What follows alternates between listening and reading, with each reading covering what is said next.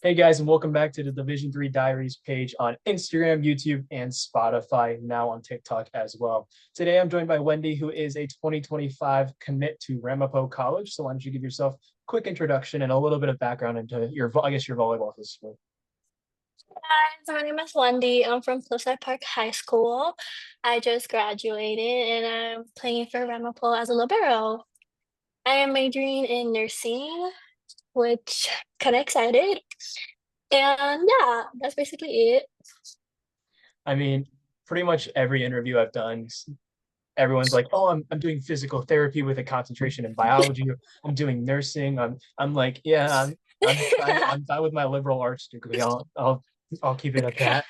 But as you mentioned, you're a libero, and if you kind of want to go into it, you're more than welcome to be as simple or as detailed as you'd like. How you ended up becoming a libero, because obviously there's different paths. There's the way too short, you're never gonna grow, and then Yeah. there's the path that's like, oh, we're being joined by a dog, maybe. Nope, never Ah, mind. He walked away.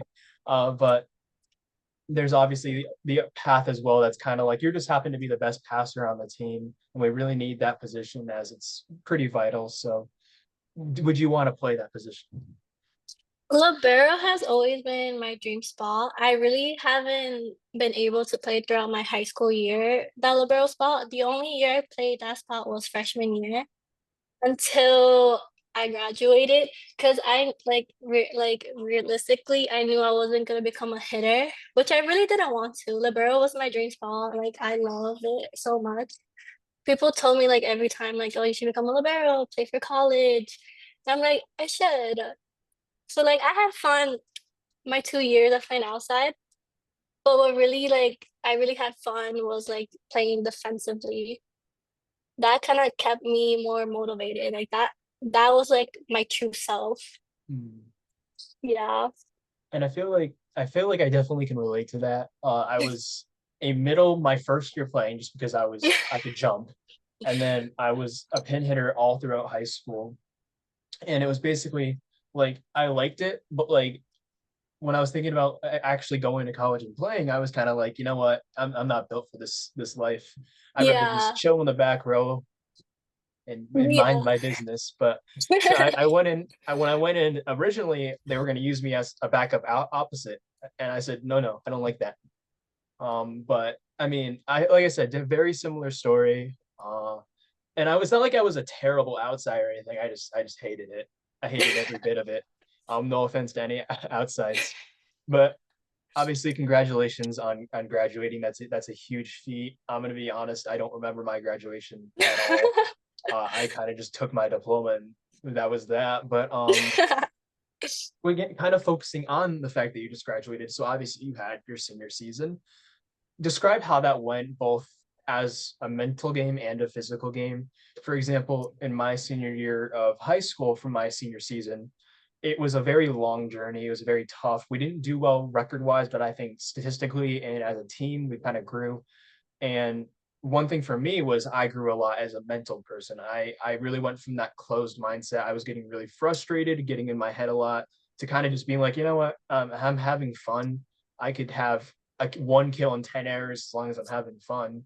It's high school ball. So kind of like if you want to describe how your past, even from your junior season to your senior season, kind of like how you grew as a player, both on the court and in the mental game. So during my first 2 years of playing volleyball, sophomore and freshman year, I was playing as a defensive player. Throughout my junior year, that's when they decided me to put an outside and play defensively. So I was playing all around. So throughout that junior year, I wasn't mentally prepared for that spot because I was so new to it. So like I was frustrated throughout the whole summer because I didn't have enough time to like prepare myself for that spot. They told me last minute that I was gonna play outside and like I wasn't gonna get my libero spot. So throughout the whole junior year, I went through a rocky hill. I played against like teams that like were way better than me.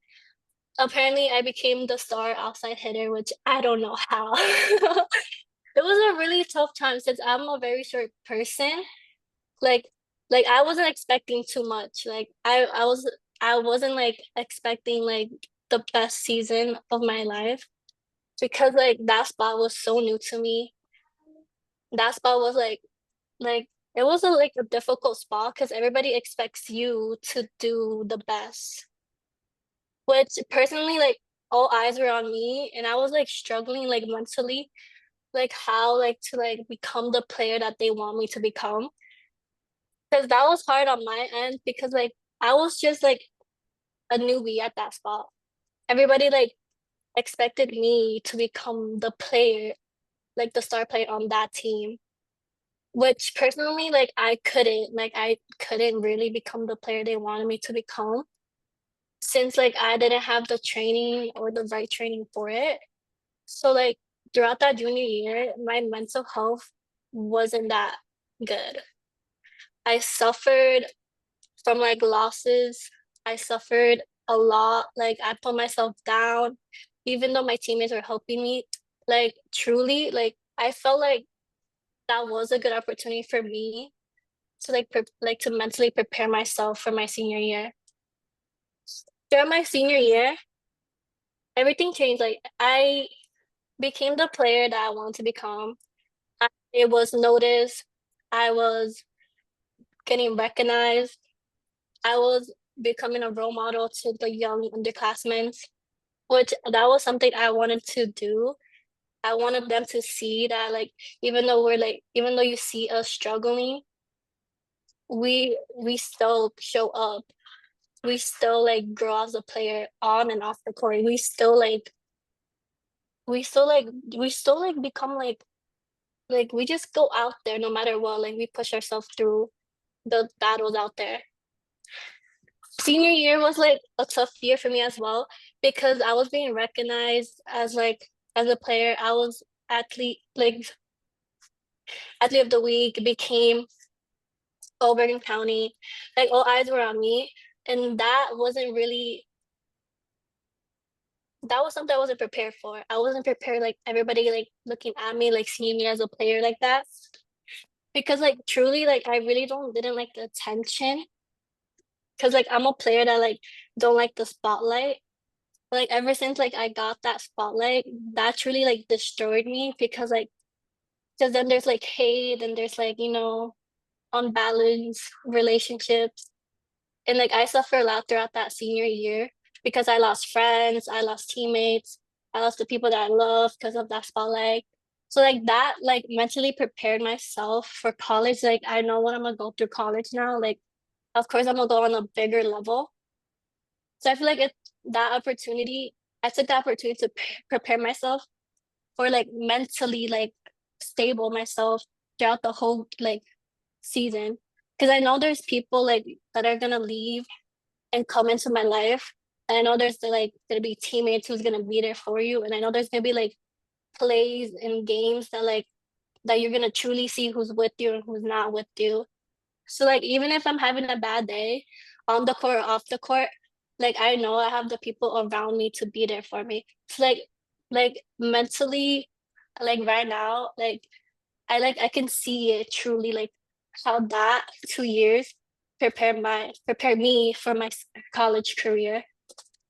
So like I think I'm prepared now for college because like truly like that was just like a rocky hill for me to like overcome. Like they wanted to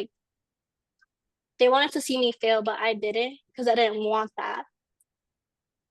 So like I wanted to see I wanted my underclassmen to see that even though like we're going through a rough time, if you're going through a rough time, you're gonna have those people next to you. You're gonna have like those bad days. You're gonna have like those bad plays too.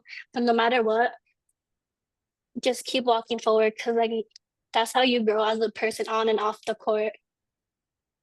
And I think kind of to address younger players as well, your story is a great example of this. It's kind of there people coaches are going to switch your position like that. They Mm-hmm. won't hesitate. They're like if they think that you are better in this position, they'll talk to you about it, but in reality their mind is made up. And that's just the part of the game. That's just part of the game. It's going to suck, especially say if you're going from like a middle position to a setter, like it's going to suck, but if it happens, the best thing you can do like is just kind of shake your head. You might not do good at the new position. You might struggle for 3 or 4 years at the position, and you might not come into your own until your senior year of college. But at the end of the day, you're still playing the game that a person as in this case you or a teammate loves, and you're in some way supporting the team. Sometimes it's the unfortunate truth that you just have players on the team that are better than you at your original position. And so what, for example, what happened with one of my friends, who's out of my area, not like didn't go to my school, but went to a school we played against. Basically, he spent his whole life, 3 years as a middle. Two new middles came in their freshman class that were just outstanding players, and he got moved to the opposite. Now he hated it, but it was a position they needed, and it was a position allowing him to contribute on the court. And I think that's what people don't realize is a lot of times it's like they're not moving your position because you're bad at your current position. It's just that you provide so much value on the court that putting you at a different position is going to do the same exact thing, while also allowing these players who are insanely talented to also get on the court.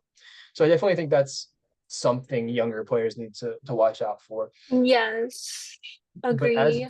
but as you mentioned, you obviously committed to Ramapo.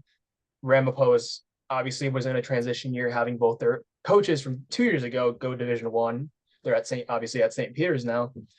So obviously, like that was a big transition, losing both your head and assistant coach, and as well as a couple players. It's not going to be an easy season. Ramapo unfortunately had a down year, but I wouldn't call it a down year in the sense of they're rebuilding, and they are bringing, with you included, a very strong 2025 class. And I had the pleasure of recruiting one of the commits to Ramapo, which is very sad when she said she was staying in Jersey instead of coming to New York. But shout out Valentina Palin, incredible hitter. She was top. She was literally near the top of our board, and then she was like, "I'm staying in Jersey." And we're like, "Oh, well, good luck to you."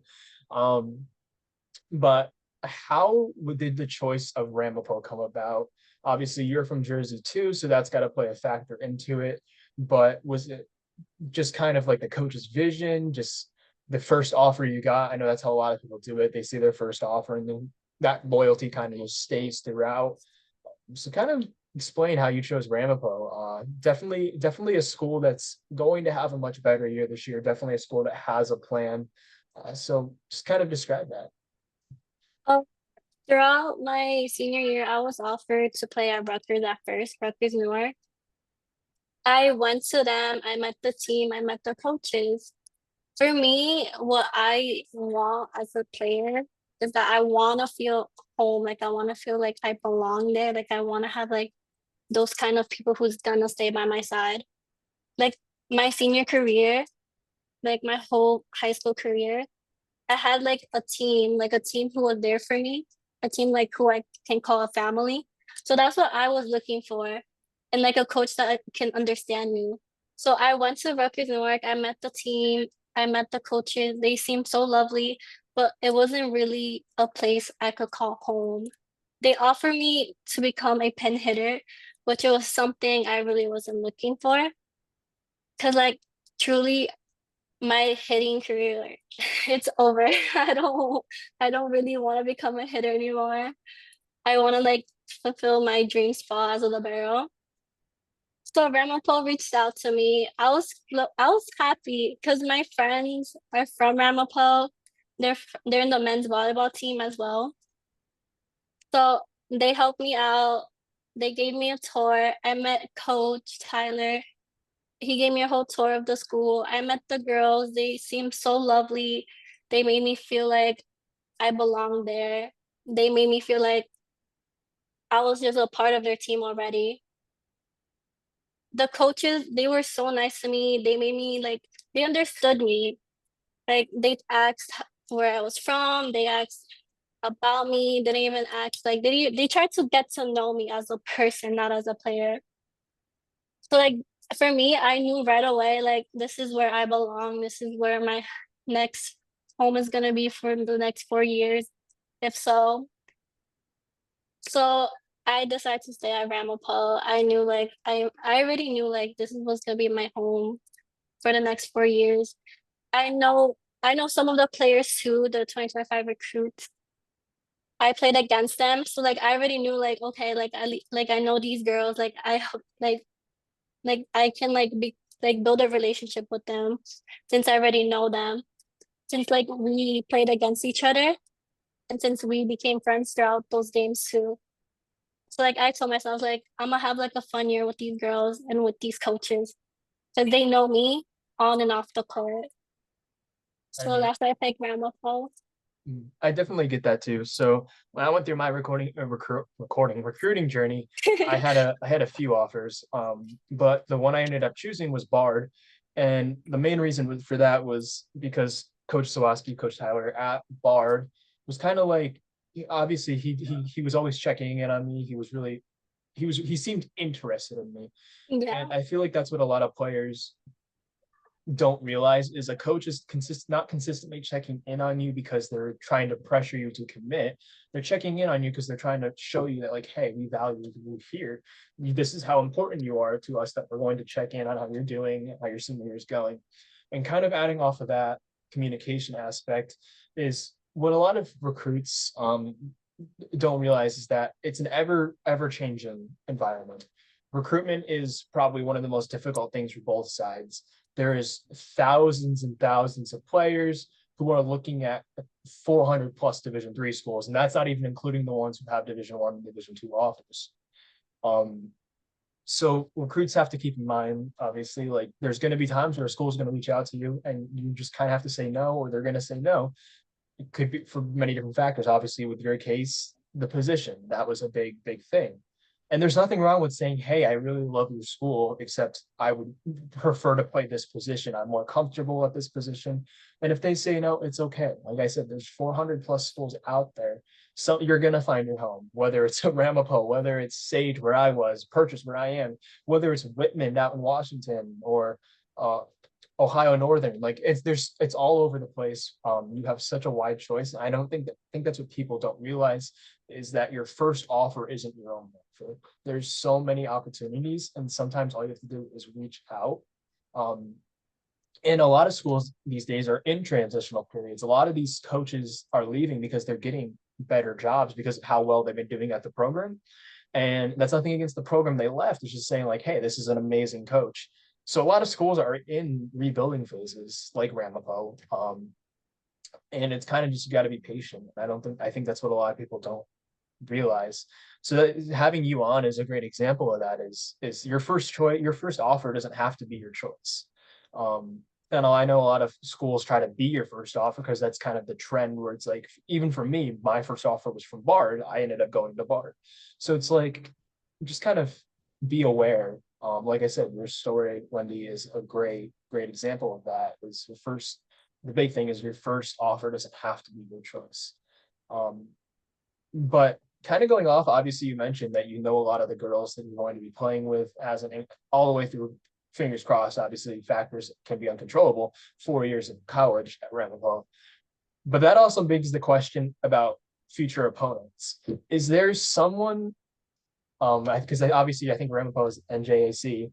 So obviously, is there someone that committed to another conference school or school that you know you will be playing that you are really close with, that you're friends with, that you're like, I just want to beat them so badly because this person is on this team.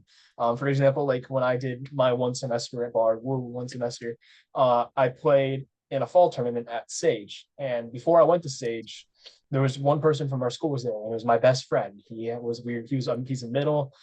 We were best friends through junior, senior year of high school. We went on college visits together. We were originally going to plan to go play college volleyball together. Didn't work out that way. But playing him was probably like my biggest, like, wow, like I want to beat you, but at the same time, it's like this is the coolest thing that's ever happened. So is there like a player or like even just a team where you know multiple people on the team that you're like, I want to beat them, but at the end of the day, like I'm playing these people that I am so closely associated with, it feels surreal. There really isn't any people that I'm close with that committed. But there is this one girl who graduated last year. She used to play for Fort Lee High School, and that will be our rival team. Playing with her in my junior year was the most funnest, most competitive game ever. And she committed to Rutgers Newark. And I see that Ramapo plays against Rucker North, and I can't wait to play against her once again because she is an amazing player. She is so good. She's a middle. She's really tall, and I can't wait to receive her hits once again and play against her so competitively. No hate, no hate to her. I just really love her. I love how she plays. Truly, like I can't wait to play with against her once again in a bigger level. And I think another thing that people don't realize is these connections last your entire life. Whether Yes. you lose contact with them or not, you stay in contact. It's they're good connections. They're fun connections to have, and it's also a point where it's like you get to watch these players do so well, regardless if they kill your team for they say they have 15 kills and hit 500 against your team. You're still like, wow, like, that's someone I know. A great Hmm. example for me is my an old friend. His name's Seth McDonald. He currently plays at Trine. And him and I haven't spoken in a long time. That's nothing. That's just how it kind of ended up happening. But him and I were best friends our entire youth. So obviously, this entire past season, I watched him play, and we had a little cheering group for him in my dorm where we were just all shouting, "Go Seth!" They had my friends at Sage no idea who Seth is, but they were cheering his name.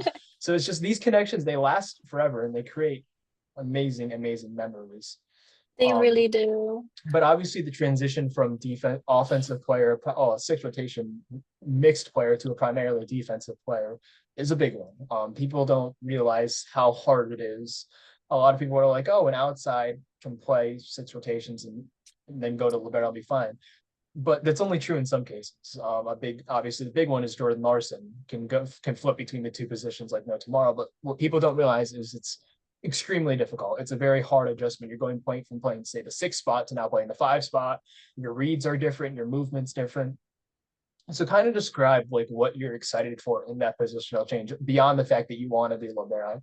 Let's talk, I guess, the physical aspect of the game. Like, is there a certain, for example, like when I switched from outside to libero, my big thing was I love playing cross court defense, and so switching to libero allows a lot more movement within that smaller, I guess, subject. So what are you like for on court defense and on court game are most excited for in terms of playing libero? Because not many people like to play libero. A lot of people, especially in the men's game, a lot of the liberos are like, we just pass free balls all practice.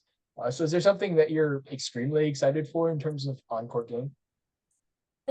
For our high school, our libero spot will be the sixth spot. And for me, I used to play that sixth spot as an all-around player. But now, like this, my senior year, I got to experience the actual libero spot, the five spot, which was a big difference because I know that's like a smaller spot, which I fell in love with because I can literally face to face with the outside hitter. I love receiving the outside hits. I love diving for the ball. Like my main goal, what I really want for the team is to not let the ball drop. I'll literally like I literally run all over the court. Like I will die for any ball, whether you shank it or not. I will literally like put my body on the line, which is something like I truly like to do. Like I would love to put my body on the line to just save that ball. That's what I'm most excited, like just to have that feeling again, to like save and keep a ball up. That's something I want to do for the team. And I can't wait to do that for my college career because I want to be that person to help out the hitters. That's something I want to do too. I want to help the hitters. I want to cover them. I want to be that person that they can trust because that's truly what I want from my teammates. And I want them to trust me as like I trust them. And that's That's what I'm most excited for. that's a very, very mature mindset. And I say that because I've spoken to so many recruits, commitments, all the above that don't have the that mindset in terms of your team is only going to support you in the way that that you support them. And what I mean by that Mm-hmm. is it's going to be really difficult to get behind. Say, like, let's just put a scenario out there. You are on the court, you've missed three coverage balls that have fallen right into your lap. they're not going to listen to you when you tell them that we need better coverage because you are the person who's supposed to be providing that coverage. And I think that's what a lot of people don't understand. A team isn't ignoring you. They're just, you lose credibility. It's a credibility is something that you're on a team that you have to maintain. It's not something that just you get and then everyone trusts you. For example, if you're an outside, you might have a really good first game, 10 kills, 2 errors, maybe you hit 400. That builds that credibility. All of a sudden, your team has trust in you. And then the next 5 games, you hit negative. Well, that credibility is starting to fade. And sometimes you just play better teams, but in a lot of cases, it's like you can't expect your team to continue to support you 100%. And I don't mean that they're not going to bash you. They're not going to be on top of you. But what's going to happen is your setter might sit in this. And that's the kind of support I'm talking about that people don't understand. And it's nothing against you. It's just that you're in the cold sun and you have to start showing, I can get out of this. It's how you build as a character and as a person. And I think a lot of young players fail to see that. It's just kind of like, oh, they're not setting me because they hate me. It's like, no, you hit negative the last 10 games. It's not anything against your game. It's that you have to make an adjustment. We can tell you how to make the adjustment, but at the end of the day, it's on you. Um, Yes. and kind of going back to what I was talking about, like I said, a lot of people don't realize how difficult of a position change you're going to be going through. The big thing being court depth, in my perspective. For example, a lot of times the 6 spot will play a lot deeper in defense than the 5 spot. And so that itself is like where you are on the court is a lot. That awareness is a big gap. So I hope that you have a smooth transition because I know I didn't. It took me about a month to get just the spacing down, and I'm still working on it. So definitely do wish you luck in that. Hopefully you have a smooth transition. I mean, I've seen players do it. Like I said, Jordan Larson is a great example of that. She can kind of flip between the two positions with rather ease.